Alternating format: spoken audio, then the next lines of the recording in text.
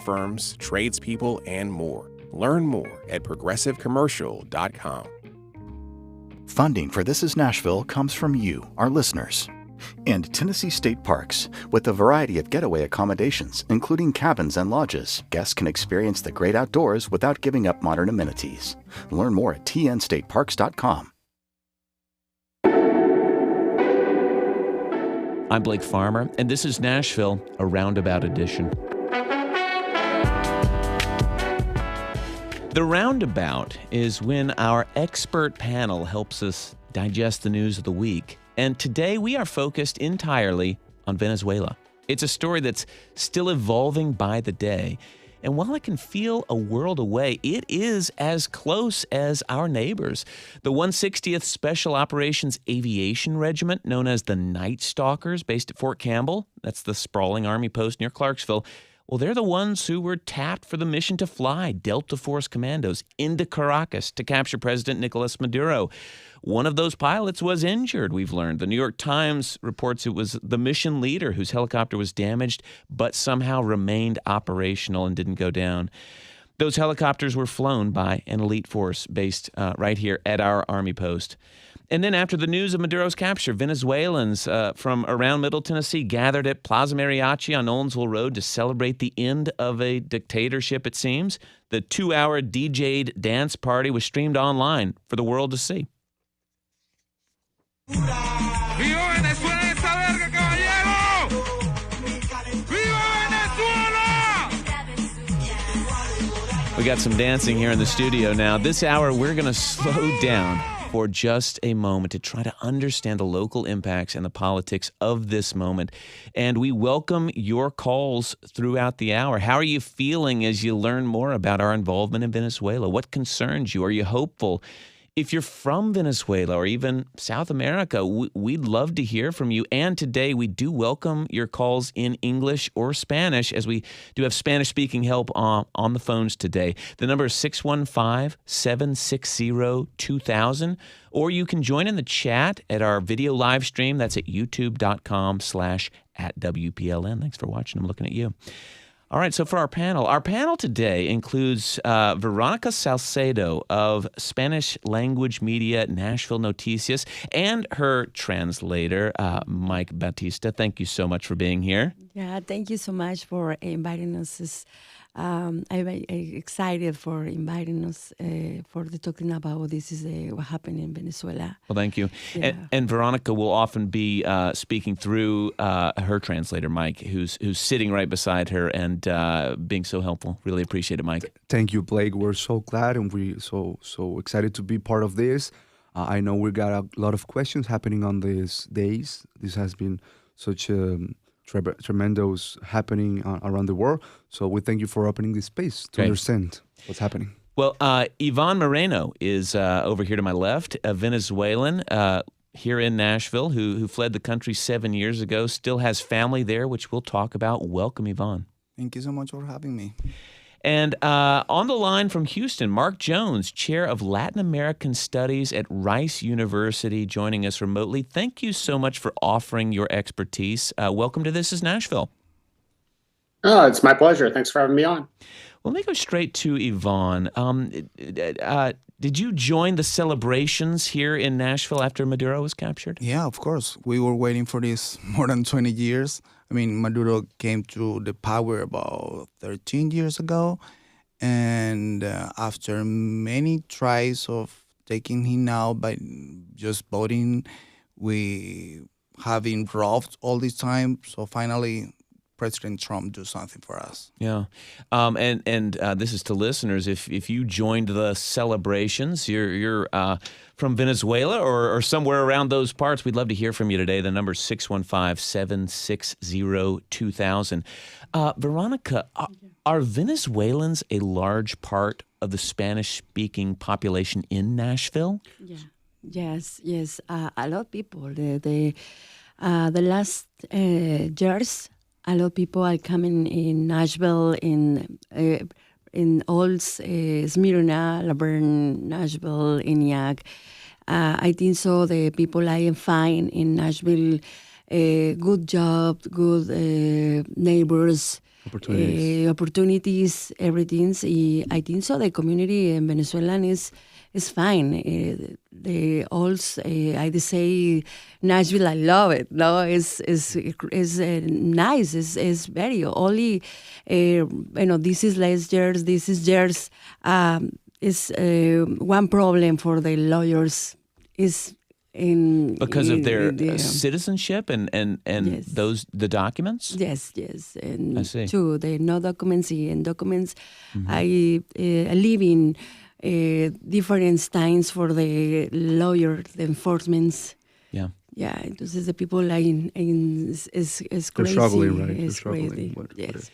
Yeah, I had a run-in with a family from Venezuela. We were selling an old car of my mother's, and it was a family with a husband, wife, and several kids with his parents, and who had just recently arrived from Venezuela. Mike, is that something that you've seen more often lately? That there are more Venezuelans coming to town now? I mean, we understand that during the Biden government, like his years, he offers. Ivan will confirm this situation with me, but the government of Biden offers many benefits for Venezuelans coming to United States. There were many benefits that before the Biden government, many of the Venezuelans didn't get these opportunities to arrange papers, to arrange documentation. Right. So during Biden administration, we had to see many thousands of Venezuelans coming to the United States, more than before, right, Ivan? That's correct. But that's something that was good for some Venezuelans, but it wasn't so good for the Venezuelan population here in the States, because with all that people came also many criminal people that we don't like in Venezuela. So they took advantage about the situation in the border, in the south border, and just came in without a background check or something like that, and that's why have been here many criminals in the last couple of years. So yeah, this came up actually. The Tennessee Bureau of Investigation in one of their budget hearings, I think it was a year ago.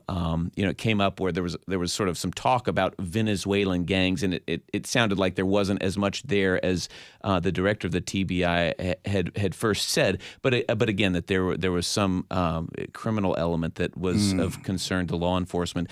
Mark Jones on the line from Rice University in Houston. As somebody who studies Latin America, have we seen more Venezuelans coming to the U.S. in recent years?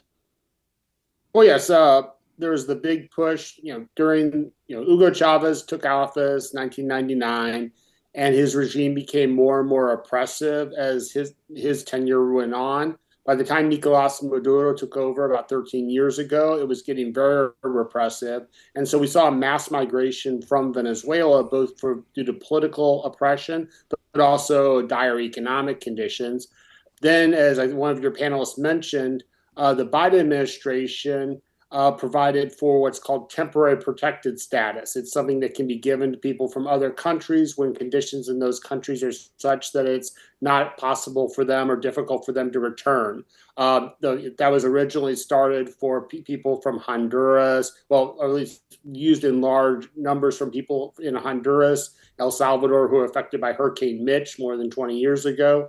But those Venezuelans received that temporary protected status, and about half of the Venezuelans who are in the country, about 600,000, have been on that temporary protected status, but the Trump administration has revoked that or ended that. And so there are a large number of Venezuelans who are in this limbo. Either their temporary protected status has been eliminated, or there's a potential it's going to be eliminated in the future. And one of the questions related to, I think, the removal of Maduro from power is that will the Trump administration start to make the case that conditions in Venezuela are now better, that there isn't, because the U.S. is in control, in air quotes, because of that there's no reason for them not to return because the political repression that they had fled is no longer the case. I don't believe that is the case. And the fact that all the U.S. has really done is remove Maduro from power. People like Diosdado Cabello, Vladimir Padrino Lopez, Delcy Rodriguez, et cetera, all the other Chavistas are still firmly in control. It's still like essentially almost the same party is in control of Venezuela. right? Yep. So, the Migration Policy Institute says the number of Venezuelans crossing the southern border was like below 50,000 in the year 2021.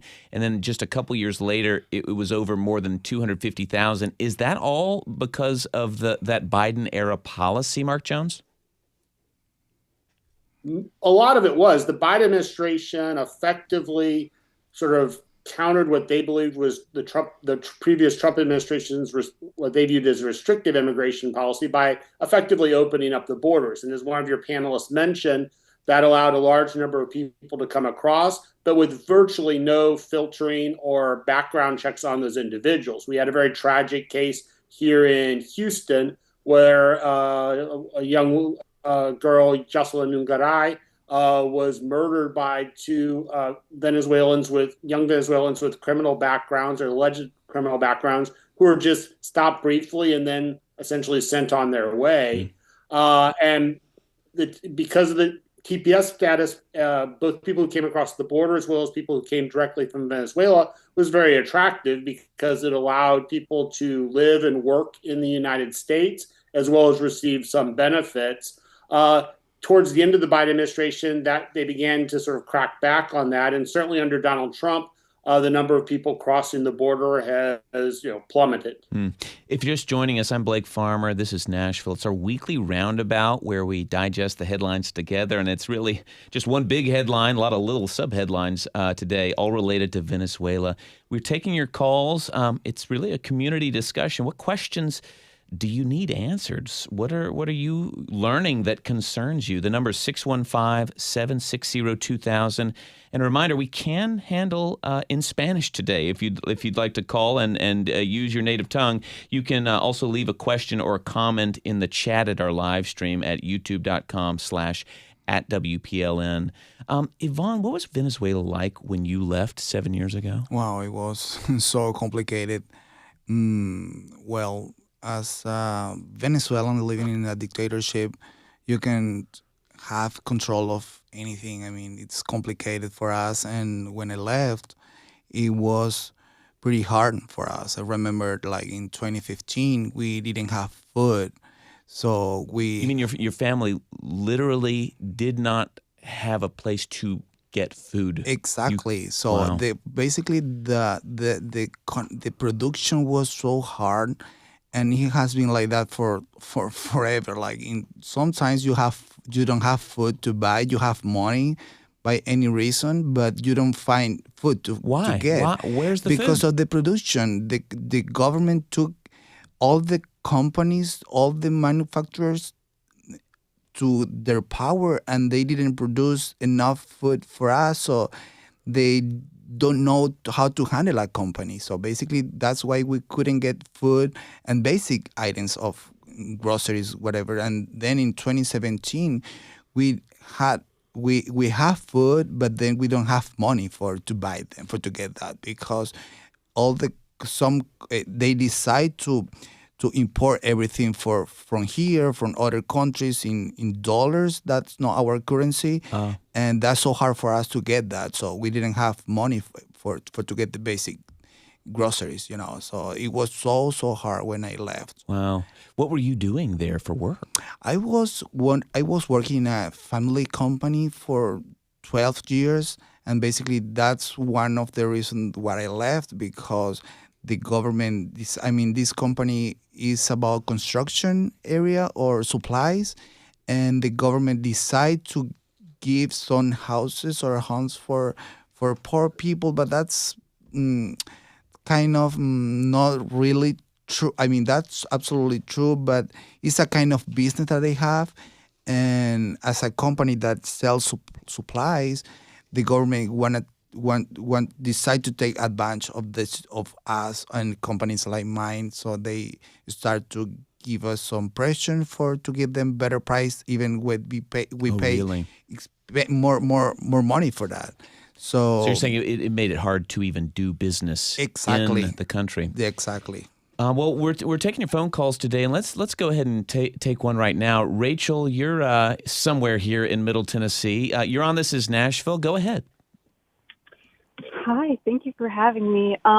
So my question is, we're seeing the, celebrations from Venezuelans here in America about the toppling of Maduro.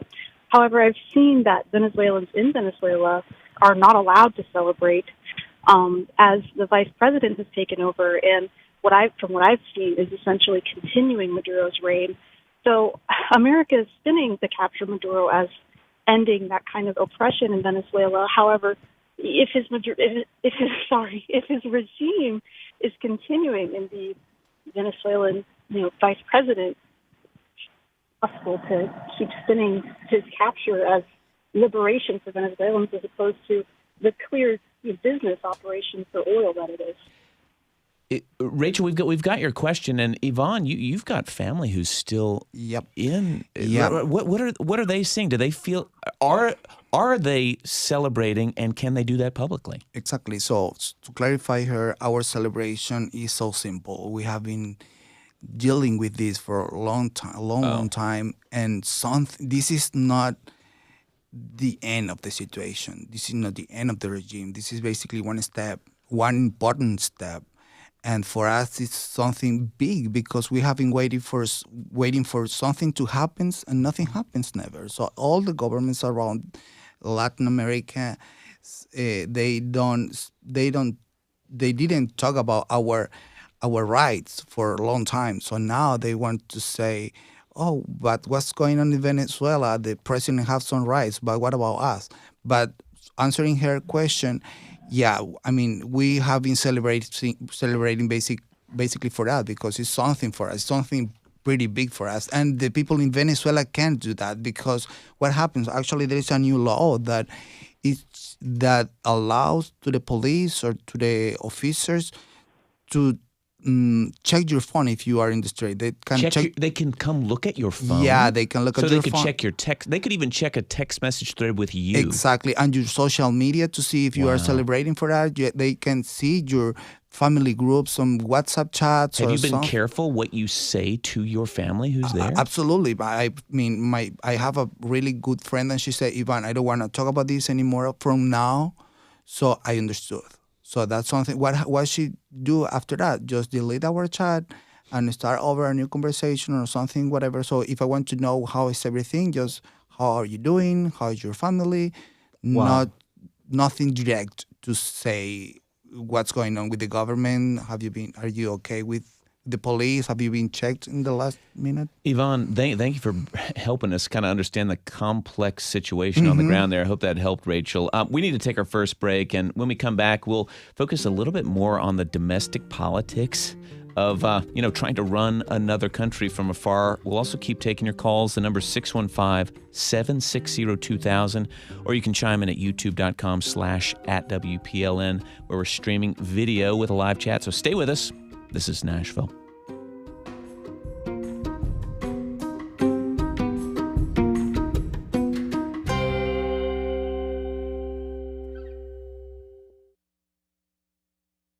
Funding for This Is Nashville comes from you, our listeners, and Amazon, proud sponsor of WPLN's daily show, This Is Nashville, engaging our differences so we can discover our unity. More on Amazon's community work at aboutamazon.com. And Community Foundation of Middle Tennessee, helping donors make more possible through the power of community giving. More at cfmt.org. WPLN's environmental reporting is supported in part by Nashville Zoo. Migration is nothing new. In fact, it's as old as humanity itself. This is from someone who spent more than a decade as a global nomad. His advice, don't get too comfortable staying in one place. Keep kind of a psychic bag packed. Don't always look at it as an emergency thing or a negative thing. It can have huge positive connotations as well. That's next time on The World. This afternoon at 2 on 90.3 WPLN News.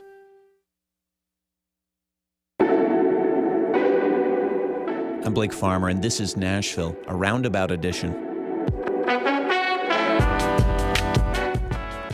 Our Roundabout panel helps us digest the headlines of the week. And today's headlines, all Venezuela.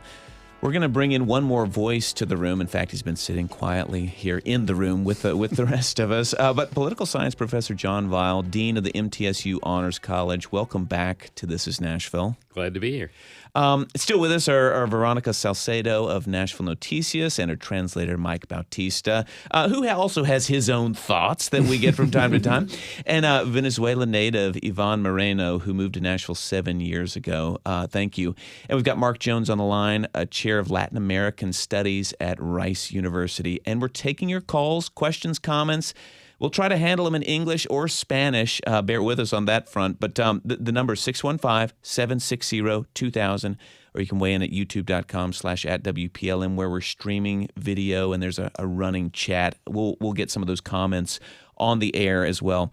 All right, so to John Weil, MTSU, do we have a read on whether Americans feel good about, us getting into, more involved with Venezuela?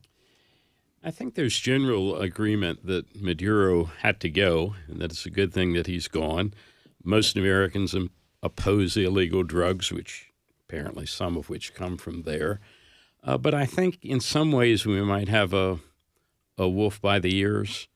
It's a lot easier to come in, do something dramatic, capture the headlines, replace one leader. But if you leave the regime there, and particularly if it continues to be dictatorial, what have we really gained? Maybe oil prices will go down 5 years from now if we can make their oil more efficient and whatever. But we have sort of a mixed bag. We have a president who was elected with America first, and we're not going to go into places like Afghanistan and Iraq and stay there.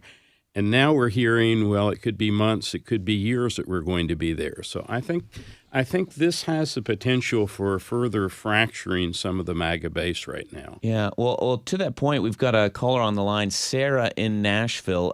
Go ahead. You're on This Is Nashville. Yeah, I was going to say I'm very, very confused by all of this because it was all about make America great again and focus on the folks here back at home. And it seems like ever since he's come into office, we've been dealing with other countries, with Gaza, with Ukraine, things like that. And now we're in Venezuela.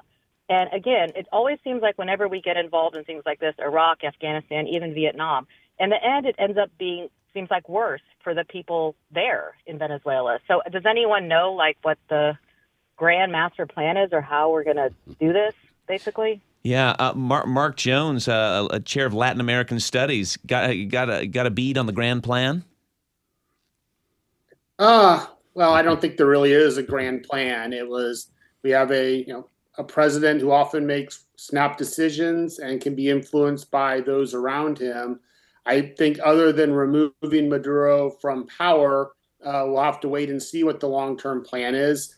And I don't think it's really been all that well thought out. I think there was strong support in the administration for different reasons to oust Maduro. For some, it's to help pave the way to deport more Venezuelans back to Venezuela, say the Stephen Miller faction. For others, it's to cut off oil shipments to Cuba to destabilize the Cuban communist regime, say something Marco Rubio et al. Are focused on. But I don't think there's really a good plan for what to do in Venezuela. And one of the difficulties of not having a plan is even something as sort of straightforward as expanding oil production is not possible unless you get private oil companies, say Chevron, ExxonMobil, ConocoPhillips, and others to invest heavily. And I don't see much appetite among those companies to either go into the country, in the case of ExxonMobil or ConocoPhillips, or dramatically expand their footprint there like Chevron, because whatever you do, if there isn't regime change, the contracts, your investments, and the security for your investment only is essentially as good as the Trump administration's willingness to continue to maintain a blockade on Venezuela. Yeah. The moment that ends, and the Trump administration does have an expiration date of January 2029, any conditions, any guarantees, absent a democratic transition, which doesn't seem to be in the cards right now, fade away. We'll get more to the oil in just a moment, but Veronica, I may ask you about, how people feel about what's going on. Do you find opinions about what's going on in Venezuela maybe different among Nashville's Spanish-speaking community depending on where they're from? ¿Cuál es la opinión, Verónica?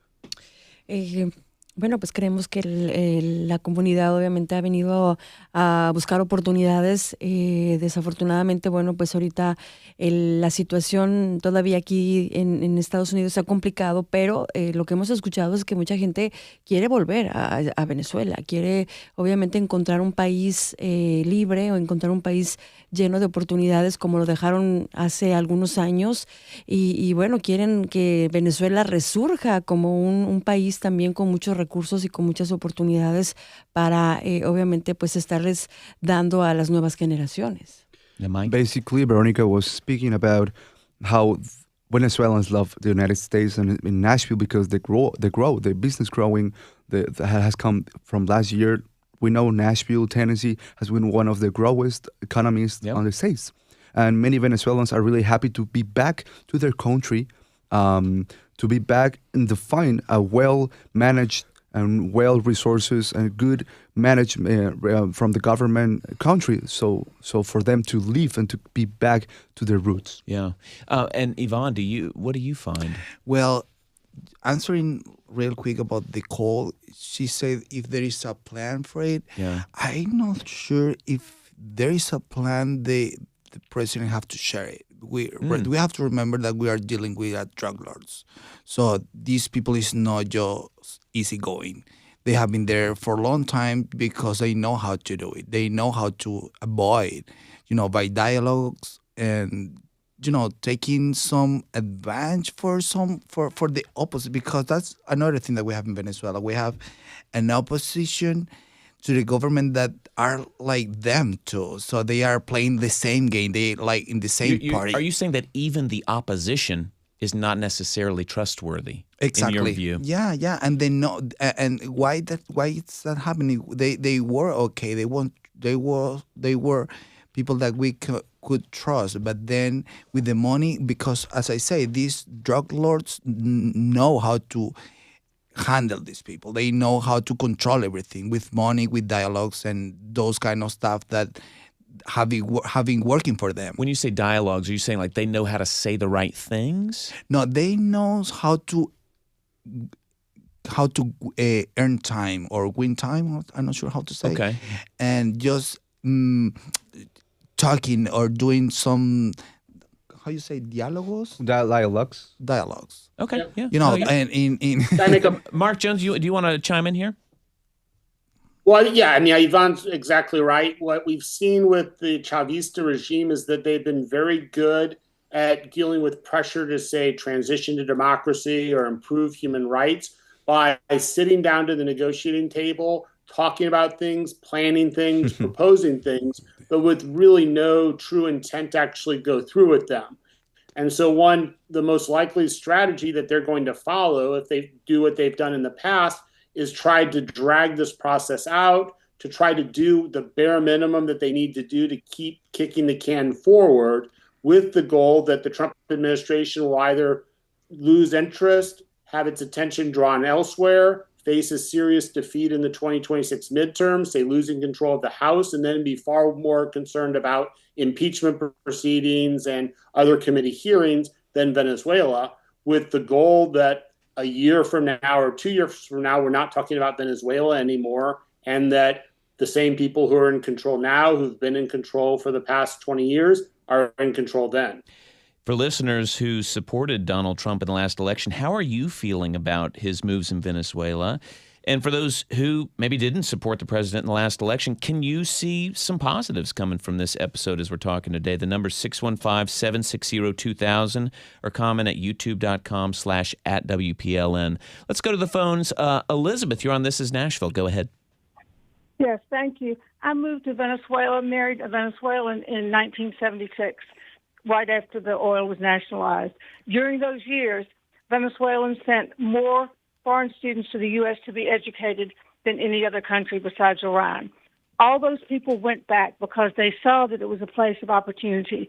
The government built houses and roads and beaches. Was there corruption? Absolutely. and that opened the door for Chavez to come in. But what the story that's not being told, because this is not about democracy for Venezuela, and it's not, but Trump is saying that the Americans stole the oil. They didn't. Venezuela started leasing oil rights to foreign companies in the early 1900s, and that continued with different, revenue shares. In 1943, they gave a 43-year lease to those concessions to international companies. In 1975, they said, we don't want to keep the lease going. I mean, that happens. Anybody who's rented knows that. We don't want to renew the lease or have it go on. And so at that point, there were negotiations and compensations. But think of all the years that the foreign companies had to pay not only back their investment, but to make a hell of a lot of money.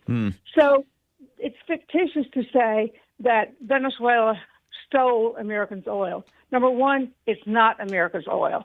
America and other companies like Shell, which is a Dutch company, invested, but they had plenty of time to recoup their investment. Elizabeth, I must ask, what took you to Venezuela in the first place? I married the most charming man I've ever met, who was in education state, and he grew up in Venezuela, and it was time for him to go back and help his family. Wow. Well, thank you for sharing here. And we've got a great person on the phone, Mark Jones. I don't want to just assume that because you're in Houston and right there in the oil corridor that you know a thing or two about this. But help us out here. Is Elizabeth helping us out with the history? Well, yeah, I'm also a fellow at Rice University's Baker Institute with the Center for Energy Studies, and we focus quite a bit on oil energy issues in Latin America. The talk about, I think, when the president talks about the American leases being stolen, he's more talking about, or he's exaggerating, but I think he's more referring to the fact that companies like ConocoPhillips and Chevron and ExxonMobil all had contracts with the Venezuelan government for leases that the Chavez regime, when Hugo Chavez was in power, tore up and effectively ignored. So there are legal settlements that have been underway and essentially in dispute resolutions for ConocoPhillips and ExxonMobil to get back the money that they lost when Chavez effectively canceled their leases and had PDVSA, the state-owned oil company, take control. Chevron has a similar complaint, but since they've maintained their presence in Venezuela, it's a little different. So it's not really. It was more of a contractual agreement. That is that ConocoPhillips and ExxonMobil and Chevron, as well as other companies that were non-U.S. Or smaller ones, had contracts to drill in Venezuela, and they'd made investments. And then under Hugo Chavez, he effectively annulled those contracts unilaterally, which from a contractual perspective you can't do. But when you control the Venezuelan courts, all things domestically he was able to resolve. And internationally, Venezuela has simply ignored demands to try to recoup that money. Overall, there are creditors out there with about $160 billion that have been filed against Venezuela. Well, Elizabeth, really appreciate your call. And if you'd like to join her on air, the number is 615-760-2000. On the day Maduro was captured, Tennessee's senators put out statements on X. Senator Marsha Blackburn said, thanks to President Trump and Marco Rubio, Secretary of State, and the best military and law enforcement in the world, Nicolas Maduro will face American justice on American soil. I fully support the Trump administration for doing what's needed to save American lives. And from Bill Hagerty, our other senator in Washington, unlike previous presidents, he said, Donald Trump is fully enforcing the law, full stop. While others talk about countering narco-terrorism, he's acting to make sure the world's worst narco-terrorists face justice. John Weil from MTSU, are we seeing that Trump's backers feel like they need to maybe sell Americans on why it does make sense to get so involved in Venezuela? Again, we have a very dramatic entry. How long are we going to be there? How much is it going to cost? Are we going to be held responsible if things head south? And there's a saying that the Pottery Barn maxim that if you break it, you own it. I haven't heard that, but I'll walk more carefully through Pottery Barn. Well, that's what I'm told their policy is. In any event, I think that's the fear. Yeah. Again, bringing a narco-terrorist to justice is certainly a worthy endeavor. Bush did something similar in Panama, so there's a little bit of precedent for this, but. Sometimes when we've intervened, Grenada, for example, maybe Panama, things have turned out relatively well, and in others, they've resulted in perpetual civil war for the next 20 or 30 years. So that's the fear. Yvonne, is the mood something like, well, anything's better than where we've been? Yeah, 100%. We can see their faces right now. All the people that is still there in the regime, you can see their faces. And what do you mean that you can see their faces? Everything changed. They don't feel comfortable now. They don't feel, secure in our own country. You're saying Maduro's people, that they don't feel comfortable. Absolutely with not. Delcy Rodriguez, that is the new president because she was vice president before. So you can see her face. And Diosdado Cabello, that he's a minister in Venezuela, and actually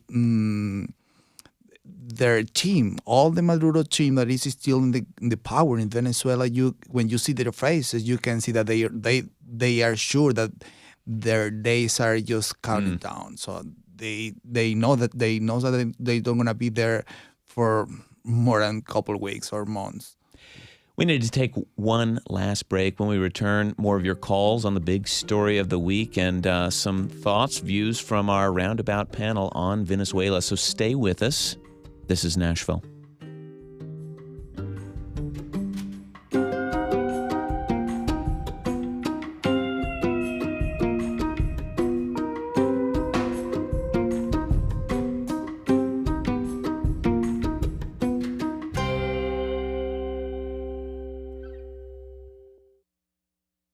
Funding for This Is Nashville comes from you, our listeners, and Margaret W. Wong and Associates, providing a range of immigration services for companies and individuals with attorneys and staff who speak English, Spanish, Mandarin, and many more languages. Learn more at imwong.com.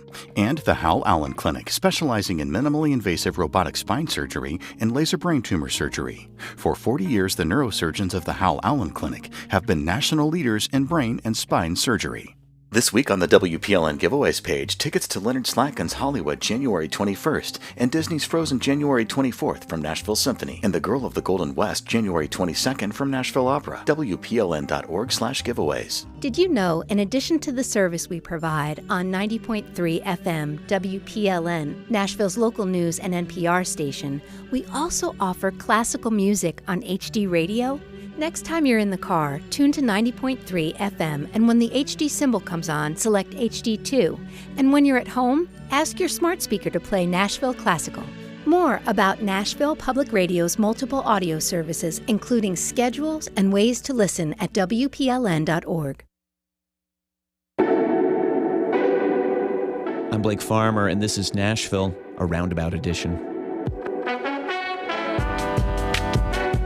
It's the time each week when we digest the headlines and bop our heads to that smooth beat in that theme music. And today, there are a lot of headlines, and they're all related to Venezuela and, kind of this move to almost running other countries. We're looking at the impact here in Middle Tennessee. We also want to take the temperature of our community here. How are you feeling about U.S. involvement in Venezuela? The lines are open at 615-760-2000. Reminder, we do have some translation help today, so we can take calls in Spanish if you'd like. You can also comment in the chat of our video stream at youtube.com/@WPLN.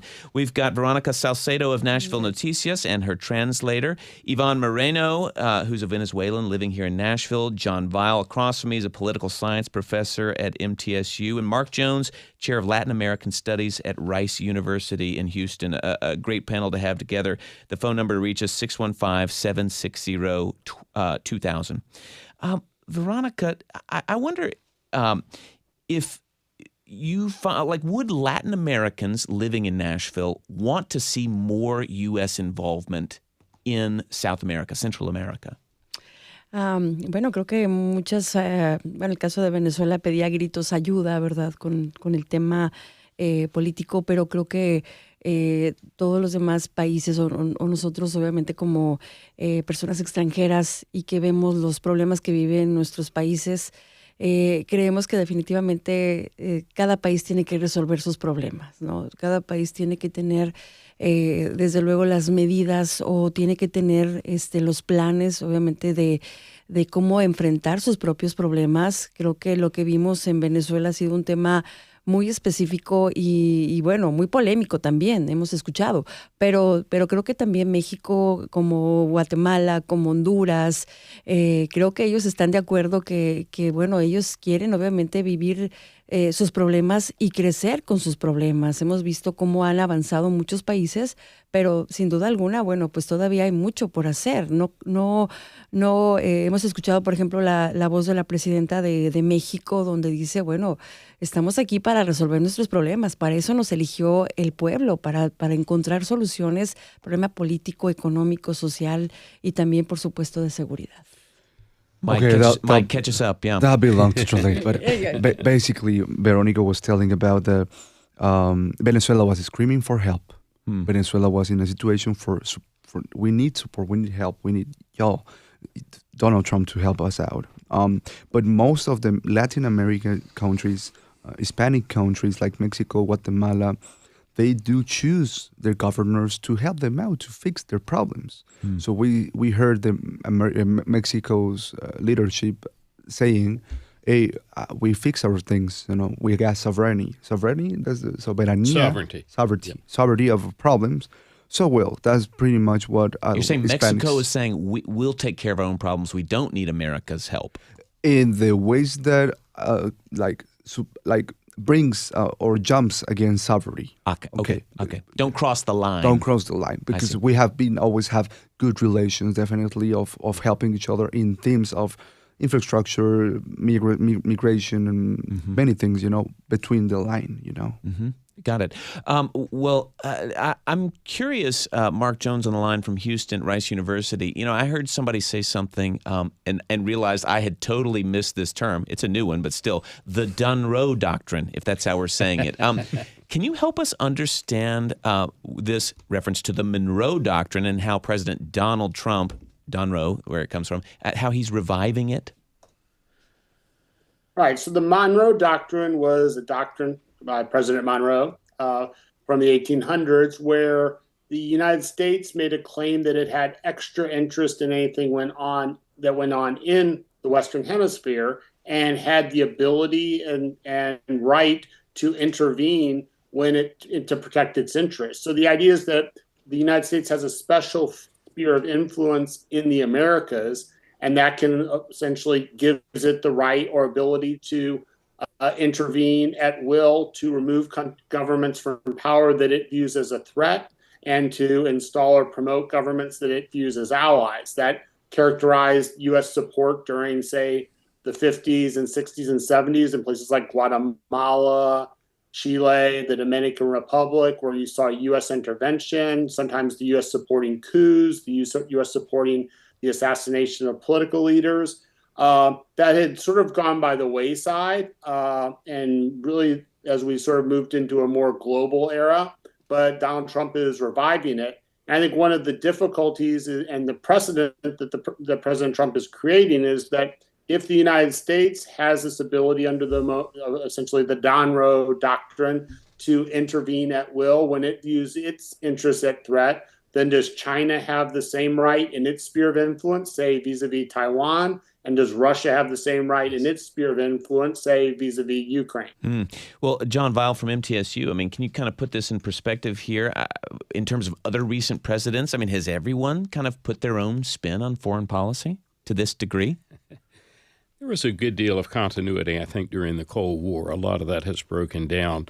One of the interesting things about the Monroe or the Monroe Doctrine, the Monroe Doctrine originally was to prevent further European colonization of the Western Hemisphere. It's like, that's ours, not yours. And one of the justifications for our intervention in Venezuela has been that they have been overly friendly with and have been allied with Iran China, and Russia. And so to that extent, there's a little bit of continuity there, but it's fairly consistent with America First, meaning United States of America as opposed to the Americas. Right. You're saying it's consistent with America First in what way? That it's at least not leaving our shores to get there. You could make it. Right. It's America's first, maybe. Right. It's this notion that there are in our backyard there are neighbors. Yeah. It seems to be something to shift away from sort of our focus on Asia. And certainly, there's been a tremendous focus away from support for Ukraine since Trump has entered office. More discontinuity, I would say, than continuity.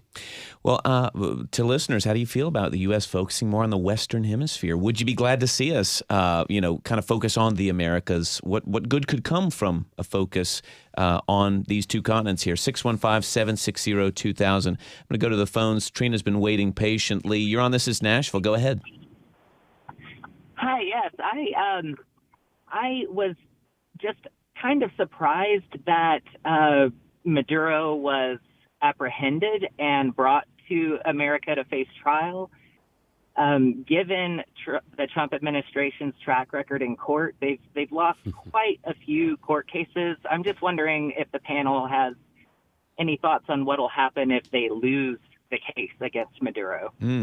Trina, are you saying that? I think this is different than some of those other cases because there were essentially kind of drug charges involved. But John Weil, do you happen to have any insights there? Well, lower courts have ruled quite a bit against Trump. The upper Supreme Court has been fairly generous to him, and as a general rule, U.S. courts are reluctant to intervene in foreign policy. Typically, they call them political questions. They lead them to the elected branches. So I don't know that much about the specific criminal charges against Maduro, but my guess is that they will probably succeed. Yes.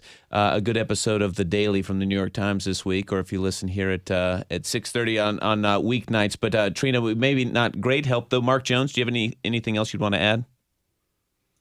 Well, I think in this case, a lot will depend on the case that the prosecution is able to bring against Maduro.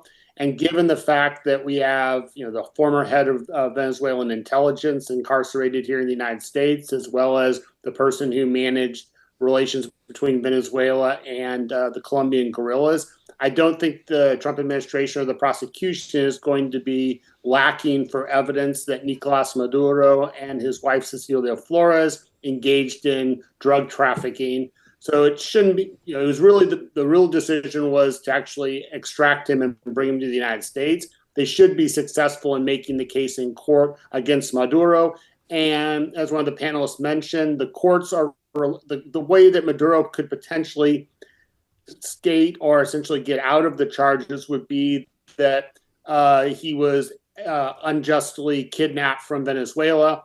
And as was mentioned by one of the panelists, the courts have been reluctant to effectively get in the way of the executive branch's foreign policy foreign policy powers. And so that seems to be unlikely. So more likely than not, Nicolas Maduro will be spending some time in a U.S. federal prison unless there's some type of agreement with another country for his removal there. Yeah. And as one of the experts from the New York Times was saying on The Daily, it was sort of if somehow he goes free, there's still not much way you could see a chance for him to be running his country again. Yvonne, what folks who are Venezuelans who are watching this much more closely than the rest of us, I'm sure, what do you hope will happen here? Well, I hope so. I trust a lot in the justice, and I know that he has a file in New York. He has another important file in South Florida, so I'm pretty sure that he can't avoid this to be in jail for a long time. That's our hope, basically. And as I say before, we are pretty sure that they're not going to stay there for a long time. Stay there as in? And the power. I mean, I'm saying about the Maduro's teams in Venezuela. In Venezuela. Yeah. That one way or the other that you anticipate they would still be in power or not?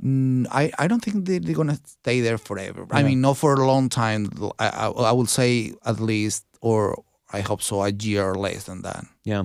Our time is short, but Veronica, as somebody who leads the Spanish language media here in Nashville, I wonder what questions you will be asking your viewers, your audience in these weeks as we watch things happening in Venezuela. What do you want to hear from them?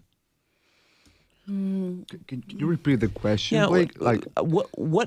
What questions will you be asking for folks here, your Spanish-speaking audience? What do you want to hear from them? What they want to see in Venezuela? Okay. ¿Qué pregunta Blake sobre qué preguntas el público hispano quiere saber y conocer acerca de qué va a pasar en Venezuela?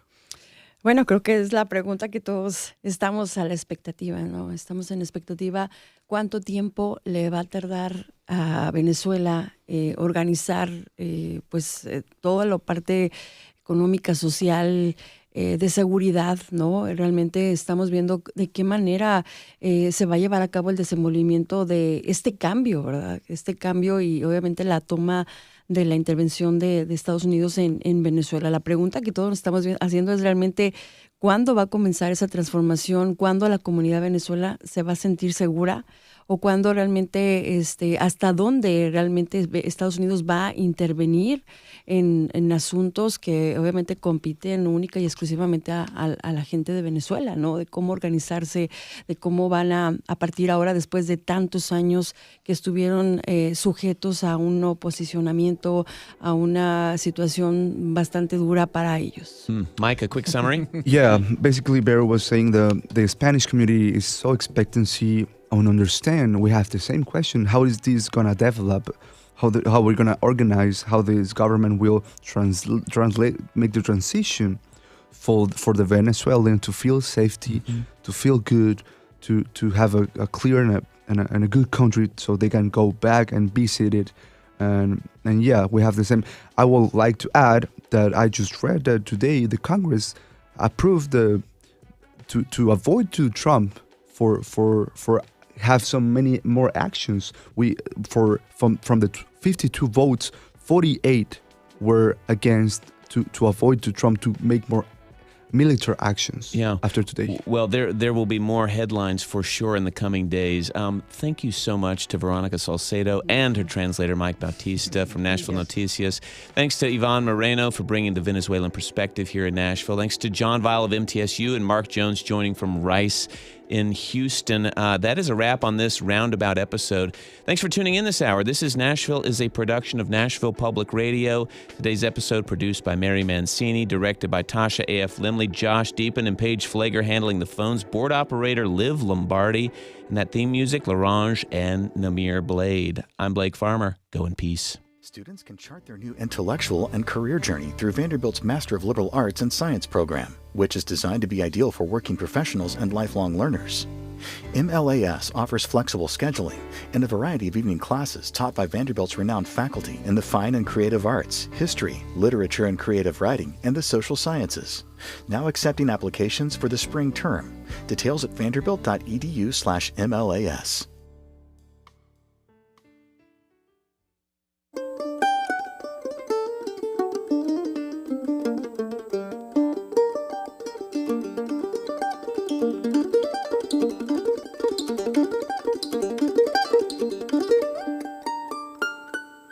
This is 90.3 WPLN, Nashville Public Radio, and 91.7 WHRS Cookeville. Nashville's home for Morning Edition and NPR News.